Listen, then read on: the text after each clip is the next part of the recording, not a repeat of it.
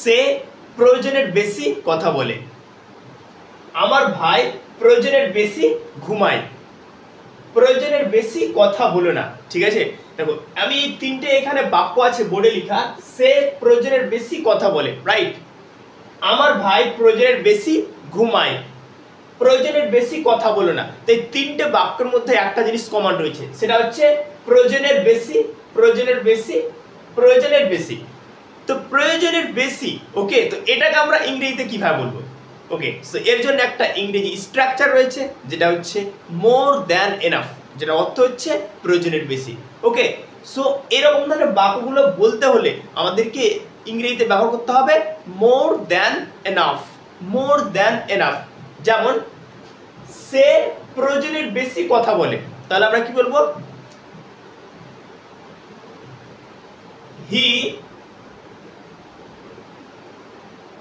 Speaks, he speaks, সে কথা বলে, মানে সে প্রয়োজনের বেশি কথা বলে। তাহলে এবার কি করব?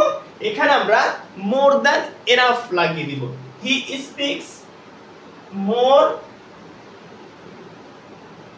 দ্যান, হয়ে গেল, দেখো বাক্যটা হয়ে গেল। He speaks more than enough, সে প্রয়োজনের বেশি কথা বলে। বুঝতে পারলে? তাহলে দেখো এখানে আমরা সম্পূর্ণভাবে লাগিয়ে দিয়েছি more than enough. Okay, so more than enough কথা অর্থ হচ্ছে প্রয়োজনের বেশি, রাইট। তো he speaks more than enough, সে প্রয়োজনের বেশি কথা বলে। হয়ে গেল। তাহলে এরকম ধরনের বাক্যগুলো যখন বলবে, মানে প্রয়োজনের বেশি ব্যবহার করে যখন বাক্য বলবে, তো ইংরেজিতে তখন কিন্তু ব্যবহার করবে মোর দ্যান এনাফ, রাইট। এবার 2 নম্বরে কি আছে দেখো, আমার ভাই প্রয়োজনের বেশি ঘুমায়। অনেকেই আছে হ্যাবিট রয়েছে যে এক্সট্রা মানে ঘুমাবে, এক্সেস ঘুমাবে, প্রয়োজনের বেশি ঘুমাবে। ঠিক আছে, সো আমার ভাই প্রয়োজনের বেশি ঘুমায়, তো এটাকে তাহলে ইংরেজিতে কিভাবে বলবে? তাহলে দেখে নাও, আমার ভাই, তাহলে প্রথমে আমার ভাই ইংলিশ কি হবে? My brother. ওকে,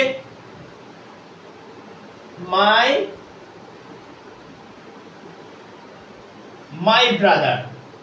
তারপরে আমরা ভার্বটাকে নিয়ে নেব slips. My brother sleeps more than enough.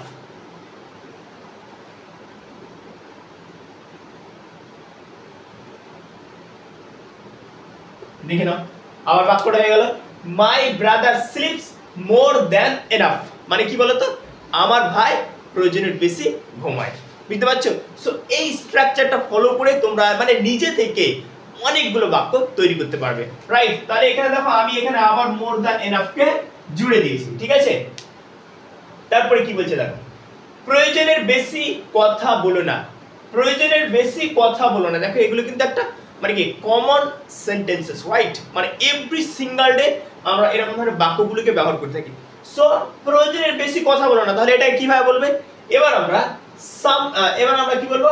কথা বলো না, তাহলে কি হবে? ডোন্ট টক অথবা don't speak. Okay, so don't speak more than enough, don't speak more than enough, এটার অর্থ হয়ে গেল প্রয়োজনের বেশি কথা বলো না। দেখে নাও, don't speak, don't speak more than enough, more than enough, more than enough. তাহলে কি হলো দেখো, don't speak more than enough মানে কি বলতো?